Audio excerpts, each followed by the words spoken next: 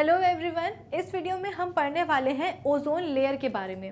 Right, previous videos में हमने smog formation देखा कि कैसे होता है। अब एयर पोल्यूशन का ही एक और पार्ट है जिसे हम कहते हैं ओजोन लेयर। ठीक है, ओजोन लेयर क्या होती है और इसका डिप्लीशन कैसे हो रहा है और कैसे ये हमारे लिए हार्मफुल है, वो सब आज हम जानेंगे इस वीडियो में। वेलकम टू मैग्नेट ब्रेन्स, मैं हूं विभूति खरे। तो चलिए स्टार्ट करते हैं आज का हमारा टॉपिक ओजोन लेयर के साथ। सबसे पहले तो जब हम बात कर रहे हैं ओजोन लेयर की, तो लेयर टर्म से ही आपको समझ में आ रहा होगा कि एक तरह की कवरिंग। ठीक है, लेयर मतलब क्या? एक तरह की कवरिंग। और ये कवरिंग कहाँ होगी? अर्थ के अराउंड होगी। जैसे कि हमने बोला था कि एयर एक तरह का ब्लैंकेट होती है, एटमॉस्फेयर एक तरह का ब्लैंकेट होता है अराउंड द अर्थ, उसी तरह से ओजोन लेयर भी हमारे एटमॉस्फेयर का ही एक हिस्सा होता है, एक पार्ट होता है जो कि अर्थ को कवर करके रखता है। ठीक है, फिर इसके बाद में हम बात कर रहे हैं डिप्लीशन की। डिप्लीशन मतलब क्या? ये खत्म होती जा रही है। जैसे कि यहाँ पे आप एक डायग्राम देख रहे हो, ये हमारी अर्थ का डायग्राम है। ठीक है, जो ग्रीन कलर आप देख रहे हो ये पूरा, ये है क्या? हमारी ओजोन लेयर। और बीच में आपको सेंटर में जो पर्पल कलर दिख रहा है, पर्पल और ब्लू कलर, ये क्या है? ये वो जगह है जहां से ओजोन लेयर डिप्लीट हो रही है, यानी कि खत्म होती जा रही है। तो आज हम पढ़ने क्या वाले हैं? ओजोन लेयर क्या है इसका सिग्निफिकेंस हमारी अर्थ में, प्लस इसका जो डिप्लीशन हो रहा है वो क्यों हो रहा है और इसके क्या हार्मफुल इम्पैक्ट्स देखने को मिलते हैं हम पे या अर्थ पे। ठीक है, तो हमने क्या देखा? ये एक डायग्राम है। ओजोन लेयर भी हमारे एटमॉस्फेयर का एक पार्ट होता है, अर्थ को सराउंड करके रखता है, और बीच बीच में से अब ये डिप्लीट होना शुरू हो गया, यानी कि खत्म हो रहा है। ठीक है, सबसे पहले तो ओजोन देखते हैं कि ओजोन क्या होता है। The ozone is an allotrope of oxygen. जब आप हायर स्टैंडर्ड्स में जाएंगे आप एलोट्रॉप बहुत डिटेल में पढ़ेंगे, नेक्स्ट क्लास में आप डिटेल में पढ़ लेंगे। अभी इस स्टेट पे आप ये ध्यान रखिए कि ऑक्सीजन जो कि एक टाइप का होता है एलिमेंट, जैसे कि कार्बन हाइड्रोजन होते हैं, वैसे हमने केमिस्ट्री में देखा था कि ऑक्सीजन होता है भाई एक तरह का एलिमेंट के पास ये टेंडेंसी होती है कि वो एक या एक से ज़्यादा फॉर्म्स में एग्जिस्ट कर पाएं। इसी टेंडेंसी को हम कहते हैं एलोट्रोपी, प्रॉपर्टी को हम कहते हैं एलोट्रोपी। ठीक है, तो ओजोन क्या है? ओजोन हम बोलते हैं कि ऑक्सीजन का एलोट्रोप है, यानी कि ये ओजोन क्या है? ओजोन है एक तरह का फॉर्म। ठीक है, हमने बोला कि एलिमेंट्स की टेंडेंसी होती है कि वो एक से ज़्यादा फॉर्म में एग्जिस्ट कर सकते हैं। उसी तरह से ऑक्सीजन की भी टेंडेंसी होती है, ऑक्सीजन भी एक एलिमेंट है कि वो दूसरे फॉर्म में एग्जिस्ट करता है। तो ओजोन क्या है? एक तरह का फॉर्म है। ठीक है, एक तरह का एलोट्रोप है ऑक्सीजन का। इतना क्लियर है? नेक्स्ट हम बोलते हैं कि it is a try atomic molecule, मतलब कि 3 एटम्स होते हैं इसके पास ऑक्सीजन के, 1, 2 और 3। ठीक है, ये क्या है? O3। O3 से ही हम ओजोन को डिनोट करते हैं। ओजोन को कैसे डिनोट करेंगे? O3 से। ठीक है, तो इसमें हमने क्या देख लिया? ओजोन के पास होते हैं 3 ऑक्सीजन के एटम्स, इसलिए इसको हम कह रहे हैं triatomic molecule. Next, as compare to diatomic elemental oxygen. ठीक है, नॉर्मल ऑक्सीजन को हम कैसे रिप्रेजेंट करते हैं? O2 के साथ 2 एटम्स होंगे ऑक्सीजन के, और यहाँ हम बोलते हैं कि 3 एटम्स होंगे ऑक्सीजन के। इसके बाद में ozone gas is a blue gas with a pungent order.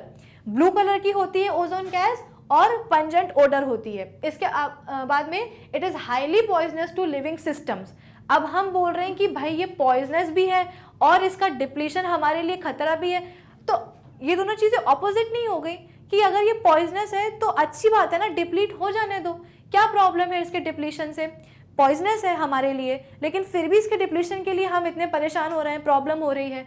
आगे हम पढ़ने वाले हैं, इतना आप समझ लीजिए कि लिविंग सिस्टम के लिए ओजोन अच्छी नहीं होती है। जब हम बात कर रहे थे एयर पोल्यूशन की, तो हमने देखा था, एग्जांपल लिया था कि क्या होगा अगर एयर, जो आइडल एयर कॉम्पोजिशन होता है, ठीक है, उसमें अगर ऑक्सीजन कम हो गया, अगर ऑक्सीजन कम हो गया तो आप बोलो एक काम करो, डाई एटम की जगह ट्राई एटम लगा दो, यानी कि ऑक्सीजन कम हो रहा है तो ओजोन बढ़ा दो। ओजोन हम इनहेल कर लेंगे, क्यों? क्योंकि है तो वो भी ऑक्सीजन ही ना।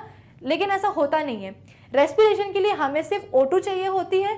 वही हम बात करेंगे अगर O3 की, तो O3 हमारे लिए पॉइजनस हो जाती है, यानी कि एक और अगर ऑक्सीजन एटम आ गया O2 के साथ में तो वो बन जाएगी ओजोन और हमारे लिए हो जाएगी पॉइजनस। ठीक है, फिर इसके बाद में ट्रोपोस्फेयर में देखने को मिलती है।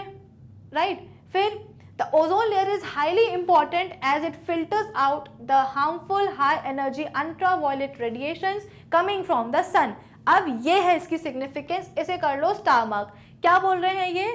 सन से आ रही अल्ट्रावायलेट रेज या हार्मफुल हीट जो होती है, हीट रेडिएशंस, उसको ये क्या करती है? रोकती है। क्यों? जैसे कि हमने पढ़ा कि भाई सन हमारे लिए बहुत इंपॉर्टेंट होता है, ठीक है, सोलर एनर्जी मिलती है सन से, लेकिन क्या है कि सन सोलर एनर्जी तो देता है, साथ में बहुत सारी हार्मफुल यूवी रेडिएशंस भी निकालता है, अल्ट्रावायलेट रेडिएशंस भी निकालता है। अब अगर इन रेडिएशंस को कंट्रोल ना किया जाए तो ये रेडिएशंस हमारे लिए बहुत हार्मफुल हो सकती हैं। तो ओजोन भले ही पॉइजनस है हमारे लिए, लेकिन एटलीस्ट वो हमारे लिए एक अच्छा काम कर देता है। क्या? अर्थ पे आने वाली सन से जो यूवी रेडिएशन है, हार्मफुल रेडिएशन है, उसको रोक लेता है। The energy, this high energy ultraviolet radiation split ozone into molecular and atomic oxygen. अब क्या कर रहे हैं ये जो यूवी रेडिएशंस आ रहे हैं, इस ट्राई एटॉमिक मॉलिक्यूल को ओजोन के किस में तोड़ता है? डाई एटॉमिक मॉलिक्यूल में, मतलब कि मॉलिक्यूल में, और एक एटॉमिक ऑक्सीजन में, यानी कि O3 था, O3 को डिवाइड कर दिया इसमें कितने में?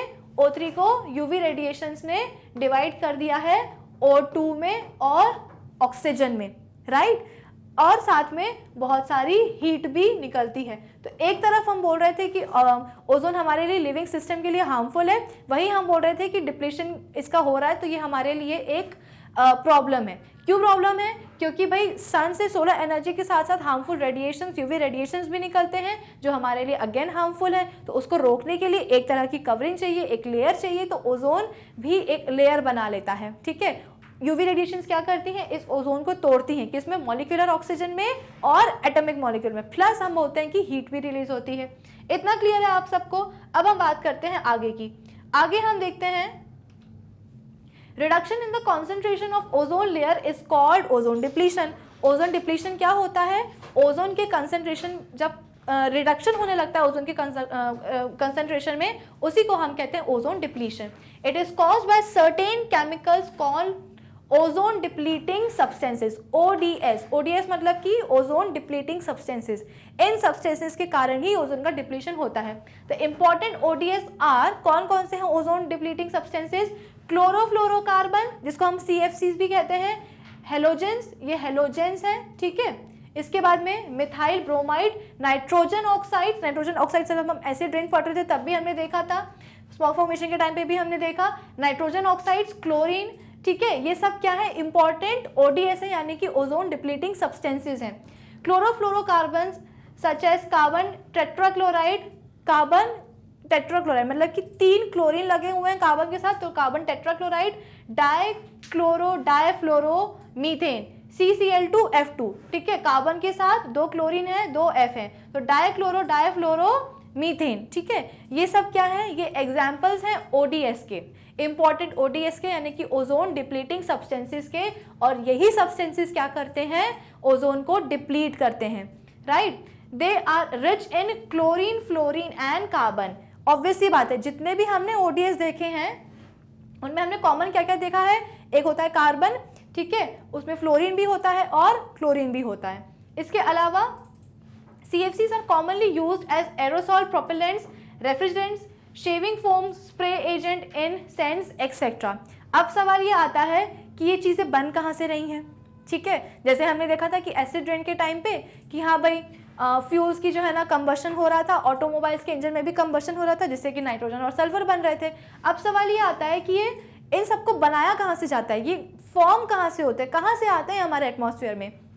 जो हम एयर कंडीशनर्स यूज़ करते हैं, ठीक है, रेफ्रिजरेटर्स यूज़ करते हैं, तो ऑब्वियसली बात है इसकी, जैसे कि AC होता है उसकी एक यूनिट हम बाहर भी लगाते हैं, ठीक है। वो क्या करता है? अंदर से एयर, बाहर से एयर को अंदर लेके जाता है, कंडीशन करके उसको अंदर फेंक देता है। इस प्रोसेस के दौरान सर्टेन गैसेस वो रिलीज भी करते हैं। सेम फॉर्मूला फंडा फॉलो होता है रेफ्रिजरेटर्स वगैरह में भी, रेफ्रिजरेशन में भी की प्रोसेस में भी कुछ गैसेस जो है रिलीज होती हैं। वो कौन होती हैं? तो क्लोरोफ्लोरोकार्बन वगैरह ही रिलीज होती हैं। तो इलेक्ट्रॉनिक आइटम्स की जो वर्किंग होती है, प्रोसेसिंग होती है, उस दौरान सर्टेन गैसेस रिलीज होती हैं, ठीक है। वो कौन होती हैं? तो हम बोलते हैं कि ODS यानी कि ओजोन डिप्लीटिंग सब्सटेंसेस, जैसे कि CFCs यानी कि क्लोरोफ्लोरोकार्बन वगैरह, राइट। इसमें हम बोलते हैं कि क्लोरोफ्लोरोकार्बन को हम फर्दर यूज भी करते हैं किसमें, एरोसॉल्स, प्रोपेलेंट्स वगैरह में, रेफ्रिजरेंट्स में, शेविंग फोम्स में, मतलब कंटिन्यूसली हम इसका यूज कर रहे हैं, इसीलिए ये इसका प्रोडक्शन भी हो रहा है। ये CFCs जब एटमॉस्फेयर में जाएंगे, एटमॉस्फेयर में प्रेजेंट है ओजोन, तो ओजोन को क्या करेंगी, डिप्लीट करेंगी। इतना क्लियर है आप सबको। नेक्स्ट हम बोलते हैं कि depleting ozone layer allows more UV radiations to pass through it which reach the earth surface. Obvious सी बात है, ओजोन लेयर ही तो UV रेडिएशंस को रोकने में हेल्प कर रही थी। अब जब वो खुद ही नहीं होगी तो UV रेडिएशंस अंदर आती जाएंगी, ठीक है। These UV radiations cause various harmful effects on human beings, animals, plants and environment such as skin cancer, damage of eyes, also increase in incidence of cataract diseases in eyes, damage of immune system, increased embryonic motility in animals and humans, decreased crop field smoke formation, ठीक है। Basically जितनी ज़्यादा UV radiations अर्थ पे आएंगी उतना ज़्यादा harmful impact देखने को मिलता है सभी एनिमल्स पे, ह्यूमन बींग्स पे, इनफैक्ट प्लांट्स पे भी, ठीक है। क्या क्या, स्किन कैंसर हो सकता है। बेसिकली जो UV रेडिएशंस जो होती है ना, वो म्यूटेशंस कॉज करती हैं, ठीक है। म्यूटेशंस अब क्या होते हैं, म्यूटेशन एक नया वर्ड है। हमें पता है कि हमारे जैसा कि हमने जब हम सेल पढ़ रहे थे तो उसमें हमने देखा था कि भाई क्रोमोसोम्स होते हैं, क्रोमोसोम्स के पास में हम बोलते हैं कि जीन्स भी होते हैं। तो बेसिकली ये म्यूटेशंस क्या करते हैं, ये म्यूटेशंस इस जेनेटिक मेकअप को, जिसे हम कहते हैं जेनेटिक मेकअप, जीन्स का जो अरेंजमेंट होता है, ठीक है। हायर क्लासेस में आप पढ़ोगे कि किस तरह से जीन्स क्या होते हैं और उसमें क्या क्या प्रेजेंट होता है। तो बेसिकली इस स्टेज पे आप ध्यान रख लीजिए कि जो म्यूटेशंस होते हैं वो इस जेनेटिक मेकअप को, जो कि हमारे सेल्स के पास प्रेजेंट होता है, इसको क्या कर देते हैं, अफेक्ट कर देते हैं, ठीक है। जिसके कारण से जेनेटिक मेकअप हम बोलते हैं कि खराब हो जाता है।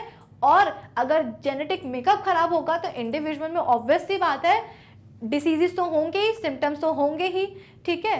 तो म्यूटेशंस बेसिकली जो UV रेडिएशंस जो होती है वो म्यूटेशंस कॉज करती है। म्यूटेशन से जेनेटिक मेकअप खराब होता है, जिसकी वजह से जब जीन्स खराब हो जाएंगी तो ऑब्वियसली बात है हमारी बॉडी कैसे काम कर पाएगी, है ना। जेनेटिक मेकअप भी खराब हो गया तो स्किन कैंसर कॉज हो सकता है उससे, आइज डैमेज हो सकती है, कैटरेक्ट वगैरह जिसको हम हिंदी में मोतियाबिंद भी कहते हैं, उसके केसेस काफ़ी बढ़ रहे हैं, इंसिडेंसेस काफ़ी बढ़ रहे हैं। इम्यून सिस्टम डैमेज होगा, increased embryonic motility in animals and human beings, ठीक है। फीटल स्टेज पर ही फीटस की डेथ हो जाती है। क्यों? एक्सेसिव UV रेडिएशंस के कांटेक्ट में आने के कारण ये UV रेडिएशंस फीटस तक पहुंच जाती है मदर की बॉडी के थ्रू, और फिर हम बोलते हैं कि डेथ कॉज करती है। मोटिलिटी का एक रीजन है, एम्ब्रियोनिक मोटिलिटी का रीजन है। इसके अलावा डिक्रीज क्रॉप यील्ड्स, वेजिटेशन पे भी अफेक्ट करेगी, स्मोक फॉर्मेशन में भी हेल्प करता है। कौन? ये जब हम बोलते हैं कि जो UV रेडिएशंस आ रही हैं वो। इतना क्लियर है आप सबको?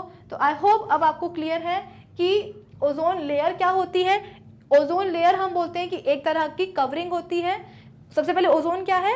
तो ओजोन हम बोलते हैं कि ट्राई एटॉमिक मॉलिक्यूल होता है, एक एलोट्रोप है ऑक्सीजन का, ठीक है। ट्राई एटॉमिक मॉलिक्यूल होता है, 3 ऑक्सीजन एटम से मिलकर बनता है। ऑक्सीजन में हम बोलते हैं कि 2 मॉलिक्यूल्स होते हैं, डायटॉमिक मॉलिक्यूल होता है, ओजोन ट्राइटॉमिक मॉलिक्यूल होता है, लेकिन दोनों में काफ़ी फर्क होता है। ऑक्सीजन हमारे लिए यूजफुल है, वही जो ओजोन है वो लिविंग सिस्टम के लिए हार्मफुल हो सकती है, ठीक है ना, पॉइजनस होती है। इसके अलावा एक लेयर की तरह अर्थ के अराउंड प्रेजेंट होती है। करती क्या है? UV रेडिएशंस को, जो कि सन से आ रही होती हैं हार्मफुल रेडिएशंस, उसको अर्थ में आने तक रोकती हैं, ठीक है। अब क्या होता है कि जैसे ही हम बोलते हैं कि UV रेडिएशंस इन पे पड़ती हैं, ये टूट जाते हैं किसमें? मॉलिक्यूलर ऑक्सीजन में और एटॉमिक ऑक्सीजन में, और हीट भी लिबरेट होती है, ठीक है। हमारे लिए यूजफुल क्यों है, सिग्निफिकेंस हमने देख लिया था। फिर इसके बाद में हमने बोला कि भाई ये डिप्लीट हो रही है। इनको डिप्लीट करने वाले कौन से हैं? तो ओजोन डिप्लीटिंग सब्सटेंसेज, यानी कि chlorofluorocarbons, CFCs, halogens, methyl bromide, nitrogen oxides, chlorine, CFC such as carbon tetrachloride, difluoromethane, ये सब रिच होते हैं कि इसमें कार्बन में, क्लोरीन में और फ्लोरीन में। इतना क्लियर है? इन CFCs का यूज कहाँ हो रहा है? तो रेफ्रिजरेटर्स में होता है, ठीक है, शेविंग फोम्स में होता है, हम बोलते हैं कि स्प्रे एजेंट्स में यूज होता है, एरोसॉल प्रोपेलेंट्स की तरह इनको यूज किया जाता है, ठीक है। तो CFCs का यूज़ तो बहुत हो रहा है, इसीलिए इनका प्रोडक्शन भी काफ़ी ज़्यादा इंक्रीज होता जा रहा है। प्रोडक्शन इंक्रीज होगा तो ये क्या करेंगे, ओजोन को डिप्लीट करेंगे, ठीक है। डिप्लीट करेंगे तो क्या होगा, और ज़्यादा यूवी रेडिएशन जो है ना अर्थ पे आने लगेंगी, और इस तरह का ये सारे डिस्ट्रक्शन कॉज करती हैं लिविंग ऑर्गेनिजम्स को, एनिमल्स को और प्लांट्स को, यानी कि सभी बायोटिक कंपोनेंट्स को डैमेज कॉज करेंगी। इतना क्लियर है आपको? तो आज हमने इस वीडियो में क्या पढ़ लिया है, पूरा ओजोन डिप्लीशन पढ़ लिया है। अब नेक्स्ट वीडियो में हम एक नए टॉपिक के साथ स्टार्ट करेंगे, राइट। अब आपको करना क्या है, कंप्लीट कोर्स के लिए मैग्नेट प्रिंट्स प्लस में ज़रूर अपग्रेड करना है, और इस टॉपिक के नोट्स आपको अवेलेबल है हमारी ऑफिशियल वेबसाइट पर magnetbrains.com पर। Thank you for watching.